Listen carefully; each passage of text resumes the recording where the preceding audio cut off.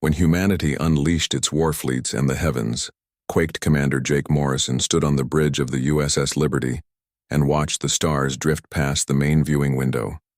The ship moved through space like a gentle giant, its engines humming softly as it patrolled the outer rim territories. Jake had been doing this job for 12 years now, and he loved every moment of it.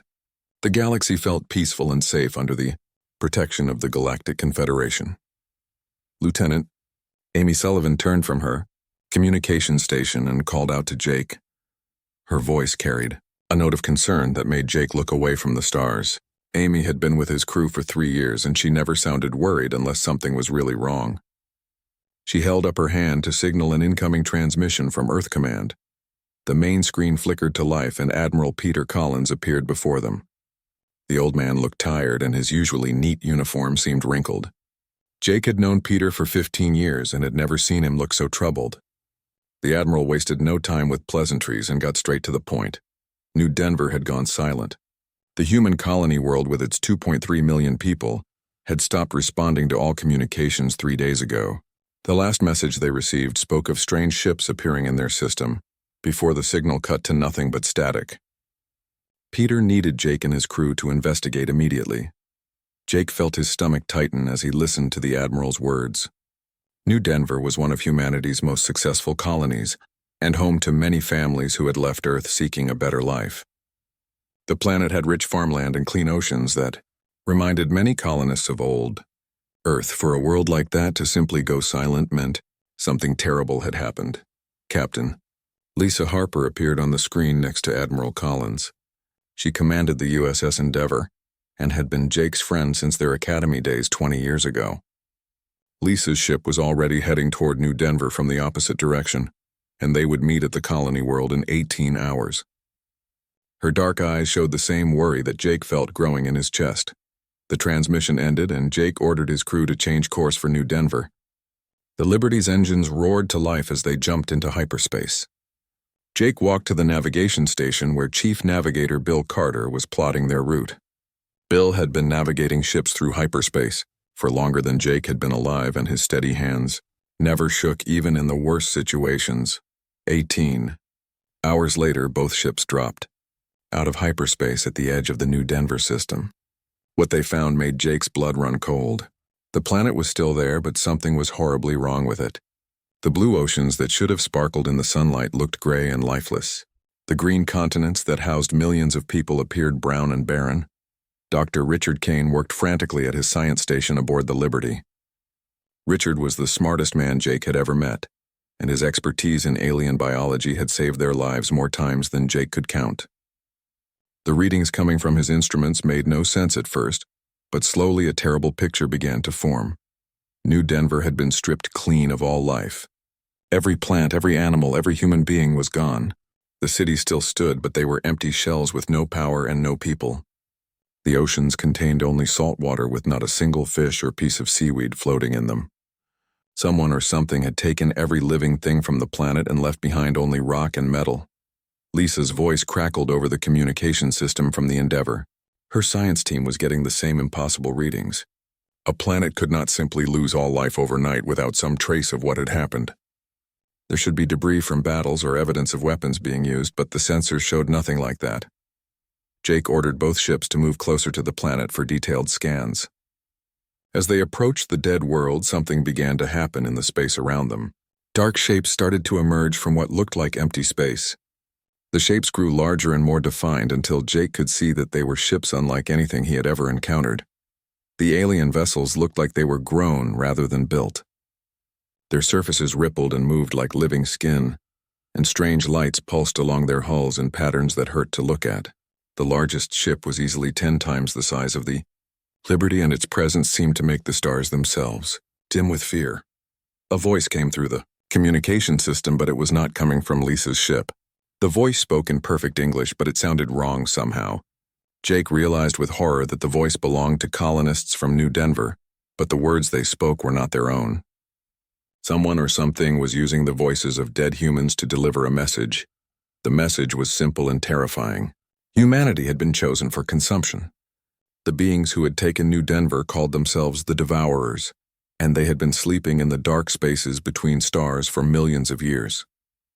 They fed on entire civilizations and absorbed the knowledge and memories of every living thing they consumed. Now they were awake and hungry again. Jake felt his hands shake as he listened to the dead voices of people he might have known. The Devourers did not just kill their victims. They made them part of something larger and more horrible than death itself.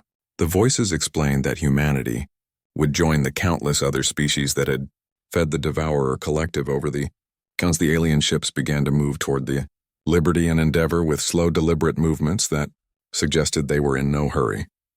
They had all the time in the universe, and they knew that their prey had nowhere to run. Jake ordered both ships to retreat immediately, but the Devourers made no attempt to follow them. As the human ships jumped back into hyperspace, Jake understood the terrible truth. The Devourers were not just announcing their presence. They were giving humanity time to spread the word and feel the fear before the real harvest began. The galaxy that had seemed so peaceful and safe was about to become a hunting ground, and humanity was the prey. The Liberty raced through hyperspace toward Earth, carrying news that would change everything.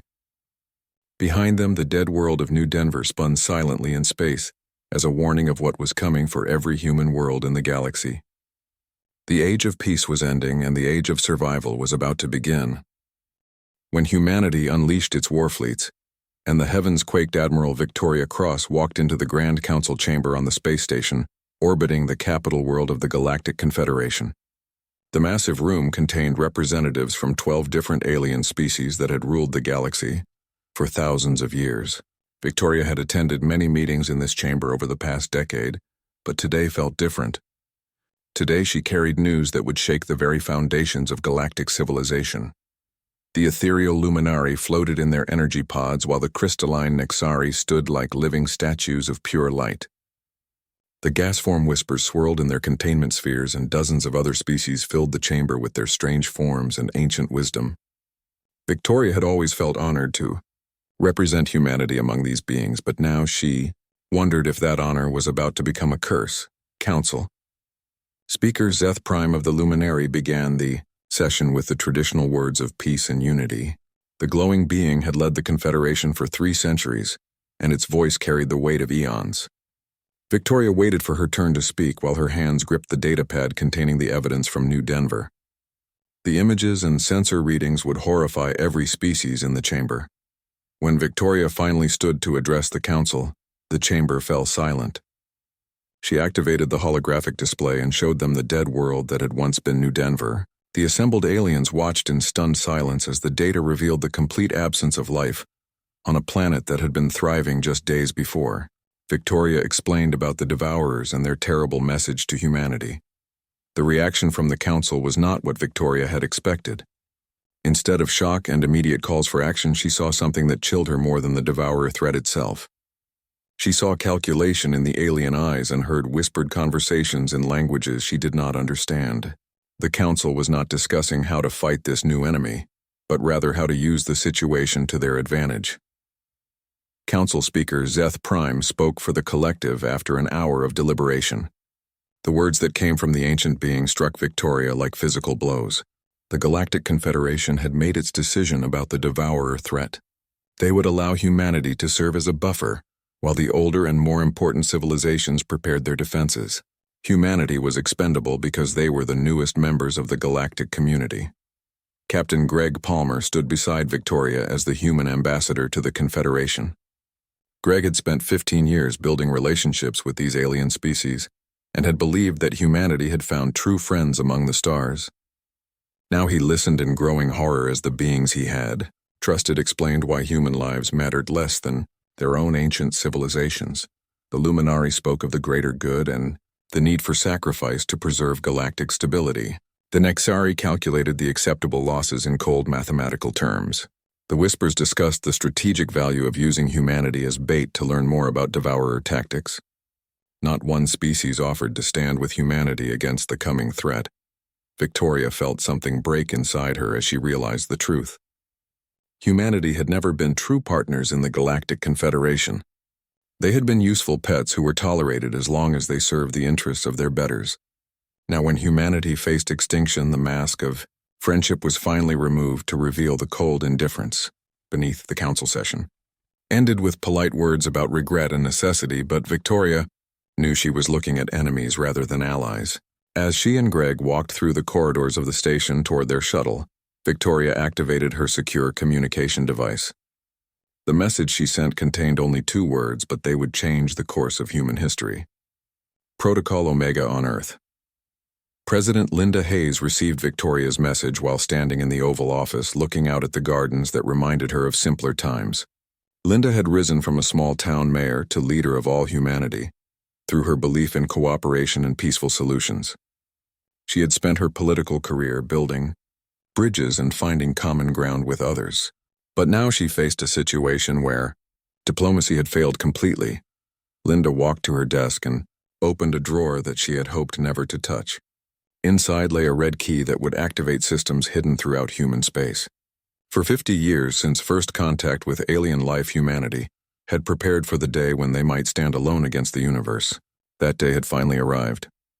General Frank Rodriguez entered the Oval Office as Linda inserted the red key into a slot hidden beneath her desk. Frank had been arguing for years that humanity needed to maintain strong military forces, despite the peaceful facade they presented to the galaxy. He had been called a warmonger and a relic of humanity's violent past, but now his preparations would be put to the ultimate test. Hidden shipyards scattered across dozens of star systems began to activate as Protocol Omega came online. Asteroid mining stations revealed their true purpose as weapons manufacturing facilities. Research stations that claimed to study peaceful applications of alien technology showed their real function as military development centers.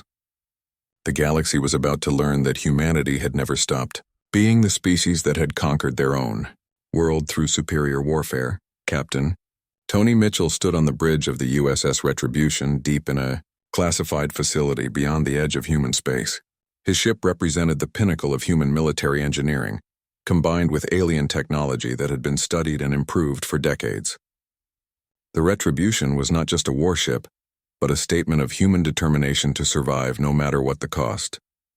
Tony had spent his entire career preparing for a war that everyone hoped would never come. He had trained his crew in tactics that pushed the boundaries of what was considered possible in space combat. His ship carried weapons that could crack planets and shields that could withstand the fury of dying stars.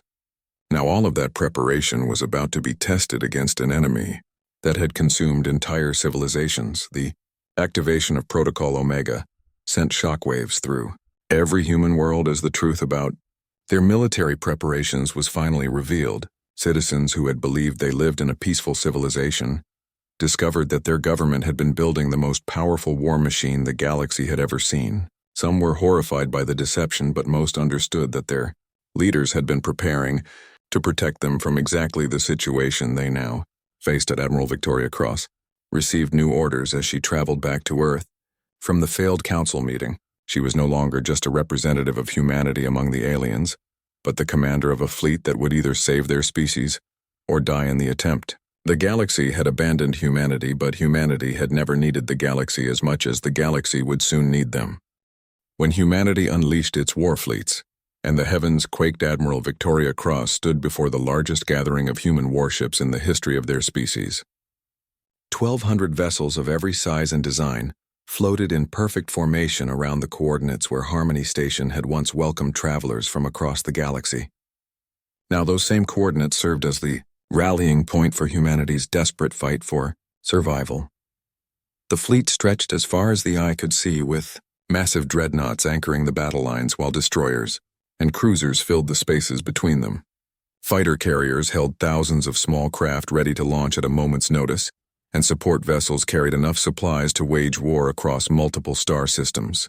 Every ship bore the scars of hasty construction.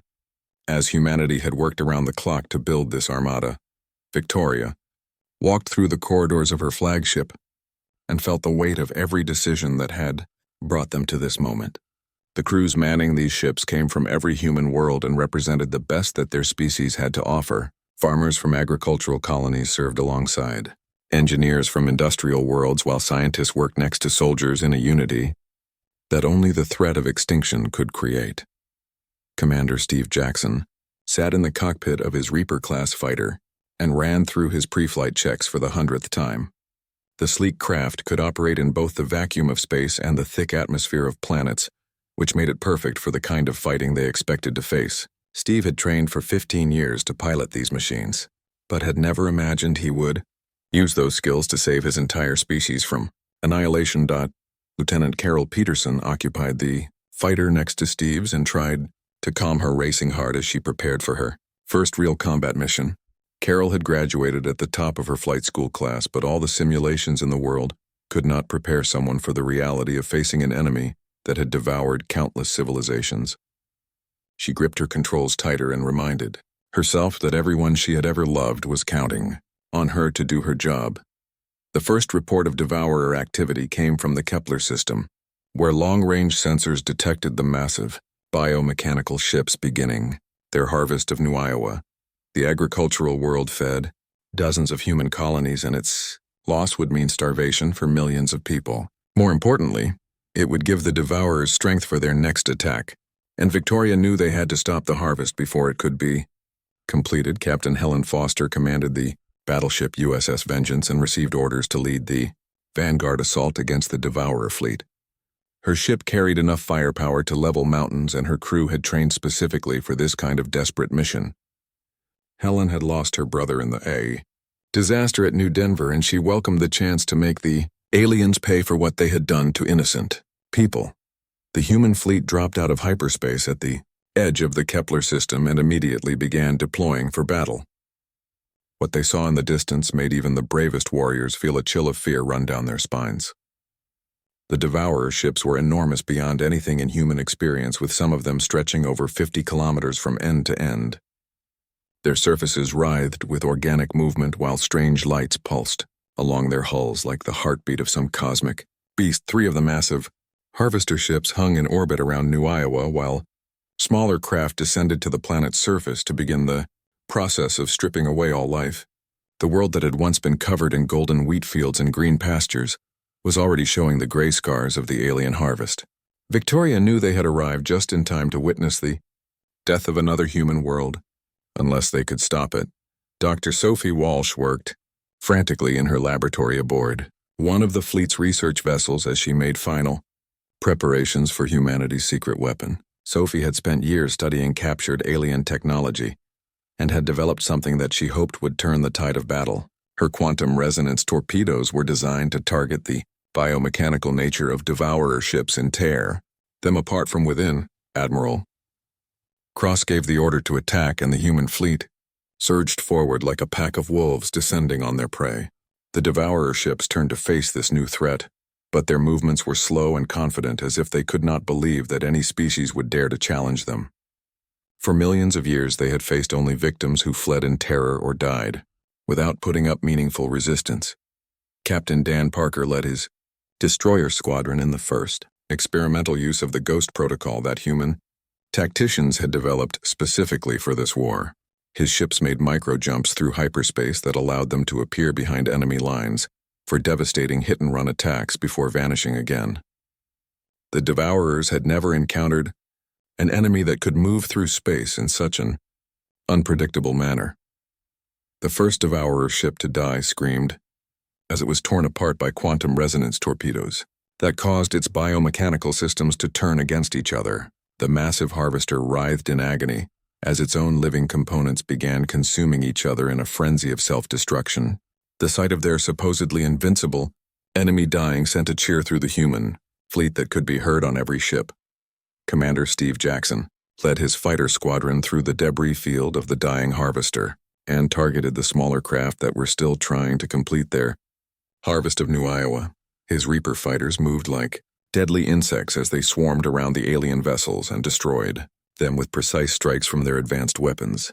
Carol Peterson stayed close to Steve's wing and found that her training had prepared her better than she had hoped. The battle turned completely when the second Devourer harvester tried to flee and discovered that human ships could pursue it through hyperspace using their superior knowledge of quantum mechanics. Captain Helen Foster's battleship emerged from a micro-jump directly in front of the fleeing alien and unleashed a full broadside that crippled the massive vessel. The third harvester was destroyed by concentrated fire from the entire human fleet, As the last Devourer ship exploded in a burst of alien fire that lit up the Kepler system like a new star the human fleet gathered around New Iowa to assess the damage. The planet had been scarred by the brief harvest, but most of its population had survived thanks to the speed of the human response. More importantly, humanity had proven that the Devourers could be beaten by an enemy that refused to fight by the old rules. When humanity unleashed its war fleets and the heavens quaked, news of humanity's victory at Kepler spread across the galaxy faster than light itself, as communication networks carried the impossible story to every inhabited world. The species that had been written off as expendable by the Galactic Confederation had done something that no civilization had accomplished in millions of years. They had faced the Devourers in open combat and emerged victorious. On the crystalline homeworld of the Nexari, the ruling council gathered in emergency session to analyze the battle data that their long-range sensors had recorded. The mathematical beings who thought in equations and probabilities found their calculations broken by the human tactics they had witnessed. No species had ever used micro-jumps through hyperspace as a combat technique, and the Nexari struggled to understand how human ships could appear and disappear so quickly. The Luminary leadership floated in their energy chambers on the capital world and discussed the implications of human military power with growing concern. These ethereal beings had ruled the galaxy through wisdom and patience for thousands of years, but now they faced the possibility that their newest members might be more dangerous than any external threat. The humans had hidden their true capabilities with a skill that impressed even the ancient Luminary. Captain Ben Morris stood on the bridge of the stealth carrier USS Phantom as his ship moved through the void like a ghost seeking vengeance. The Phantom used technology that bent light around its hull to become completely invisible to all known detection methods. Ben had been hunting Devourer scout fleets across a dozen star systems, and his success rate was perfect because his enemies never saw him coming. Major Kate Williams led her squadron of invisible fighters from the Phantom's launch bays on missions that struck terror into the hearts of their alien enemies. Kate and her pilots had perfected the art of synchronized assault, where multiple targets across vast distances were attacked at exactly the same moment. The Devourers had never faced an enemy that could coordinate attacks across light years of space with such precision. The alien collective consciousness that linked all Devourer ships began to experience something it had not felt in eons of conquest and consumption. Individual ships started breaking away from the main fleets as their crews chose to flee rather than face the human war machine. For the first time in their species' history, the Devourers knew what it meant to be afraid of their prey. Dr. Alan Foster worked alongside Chief Engineer Nancy Rodriguez in the secret laboratories hidden deep within the human fleet's command ships. Their latest creation was the Prometheus Array, which consisted of artificial intelligence cores installed throughout every human vessel. These quantum processing systems could predict enemy movements with accuracy that seemed almost supernatural to outside observers. The AI systems learned from every battle and shared their knowledge instantly across the entire human fleet through quantum communication links. When a Devourer ship tried a new tactic against one human vessel, every other ship in the fleet immediately knew how to counter it. The aliens found themselves fighting an enemy that adapted faster than they could change their strategies. Admiral Victoria Cross received reports from her scattered fleet commanders as human forces systematically hunted down Devourer ships in every corner of the galaxy. What had started as a desperate fight for survival had become a methodical campaign of extermination. As humanity proved, they were far better at warfare than anyone had imagined. The galaxy watched in stunned silence as their former pets became their protectors. The decisive moment came when human intelligence located the main Devourer fleet, attempting to escape to the dark spaces between galaxies where they had hidden for millions of years. The enemy armada had gathered at the nexus point, where multiple hyperspace lanes converged to form the perfect escape route. Admiral Cross knew this was humanity's chance to end the threat forever or watch it disappear, only to return when the galaxy least expected. Captain Larry Thompson commanded the super dreadnought USS Apocalypse as it led the human battle line toward the largest concentration of enemy ships ever assembled in one location. The Apocalypse was the most powerful warship humanity had ever built, with weapons that could crack moons and shields that could survive the explosion of dying stars. Larry had trained his entire career for a battle like this one. The Devourer mothership waited at the center of their formation like a metal planet bristling with weapons and covered in the biomechanical growths that marked their species. The massive construct was home to billions of alien minds linked together in a collective consciousness that had devoured entire star systems. Its destruction would cripple the Devourer species and send the survivors fleeing back to the dark spaces where they belonged. The engagement that followed became known throughout the galaxy as the Hour of Thunder because the sound of human weapons firing could be heard across multiple star systems. Every ship in the human fleet opened fire simultaneously as quantum resonance torpedoes tore through Devourer hulls while plasma cannons melted alien armor like butter. The space around the nexus point filled with the debris of dying ships as humanity unleashed decades of technological development in a single devastating assault. The Devourer mothership fought back with weapons that could boil oceans and shields that had turned aside the attacks of 1,000 civilizations. But human technology had advanced beyond anything the aliens had faced before. Dr. Sophie Walsh's quantum torpedoes found weak points in the alien defenses while the Prometheus array predicted every defensive move the enemy made. The battle that should have lasted days was over in less than an hour. When the mothership finally died, it took most of the Devourer fleet with it in an explosion that created a new nebula visible from a dozen nearby star systems. The few surviving alien ships fled into hyperspace without looking back, as their collective consciousness fragmented into individual minds that knew only terror and defeat. The species that had ruled through fear for millions of years had been broken by an enemy they had underestimated. Admiral Cross stood on the bridge of her flagship and watched the debris field that marked the end of the greatest threat the galaxy had ever faced. Around her, the human fleet began the process of returning to their hidden bases, while across the galaxy, every intelligent species tried to understand what they had just witnessed. Humanity had saved them all, but the price of that salvation was the knowledge that humans were far more dangerous than anyone had imagined. When humanity unleashed its war fleets and the heavens quaked, their galaxy fell silent in the days following the destruction of the Devourer mothership, as every intelligent species tried to understand what humanity had accomplished. The beings who had been dismissed as the newest and least important members of the Galactic Confederation had single-handedly eliminated a threat that had terrorized the universe for millions of years. Now those same species looked toward human space with emotions ranging from gratitude to outright fear. Admiral Victoria Cross received the first official communication from the Galactic Confederation 3 days after the final battle. Council Speaker Zeth Prime appeared on her screen with words that would have seemed impossible just weeks earlier. The ancient luminary offered humanity a position of leadership within the Confederation and promised that human concerns would be given the highest priority in all future decisions. Victoria listened to the alien's flowery speech about partnership and mutual respect, but she could see the fear hiding behind the diplomatic language. The same beings who had written humanity off as expendable now desperately wanted their protection against any future threats that might emerge from the dark spaces between stars. The irony was not lost on Victoria that power had shifted so completely in such a short time. Captain Roy Sullivan found himself promoted to admiral as humanity reorganized its military structure to deal with the new reality of galactic politics. Roy had commanded a destroyer during the war against the Devourers, but now he oversaw the massive task of rebuilding the worlds that had been damaged during the conflict. Human engineering teams worked alongside grateful colonists to restore what had been lost. The reconstruction efforts amazed the other galactic species who had expected humanity to demand tribute or territory as payment for their protection.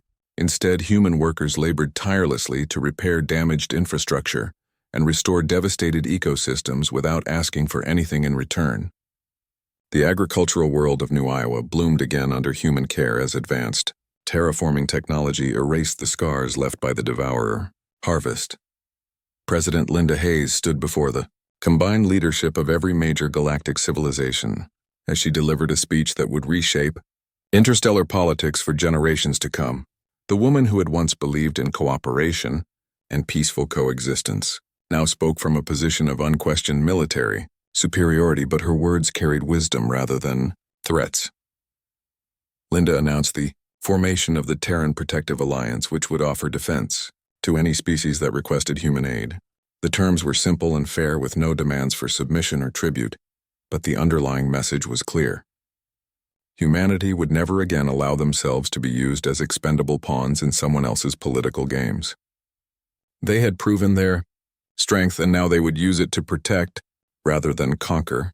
The Nexari delegation calculated the implications of human military technology and realized that their crystalline homeworld could be reduced to cosmic dust within hours if humanity chose to attack them.